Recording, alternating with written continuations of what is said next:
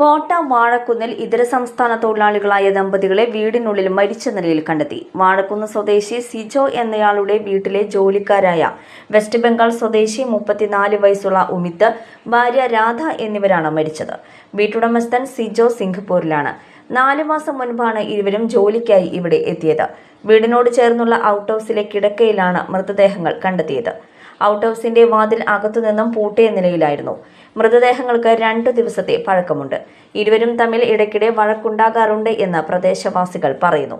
രാധയുടെ കഴുത്തിൽ ഷോളിട്ട് മുറുക്കിയതിന്റെ ലക്ഷണങ്ങളുമുണ്ട്. രാധയെ കൊലപ്പെടുത്തിയ ശേഷം ഉമിത് ആത്മഹത്യ ചെയ്തതാകാമെന്നാണ് പ്രാഥമിക നിഗമനം. 2 ദിവസമായി ഇരുവരെയും പുറത്ത് കാണാത്തതിനെ തുടർന്ന് വിവരം പോലീസിൽ അറിയിക്കുകയായിരുന്നു. ചാലക്കുടി SHO എത്തി ഔട്ട് ഹൗസിന്റെ വാതിൽ പൊളിച്ച് അകത്ത് കടന്നു നോക്കിയപ്പോഴാണ് ഇവരുടെ മൃതദേഹങ്ങൾ കണ്ടെത്തിയത്. പോസ്റ്റ്മോർട്ടത്തിന് ശേഷം ഇരുവരുടെയും മരണകാരണം കണ്ടെത്താനാകൂ എന്ന് പോലീസ് അറിയിച്ചു.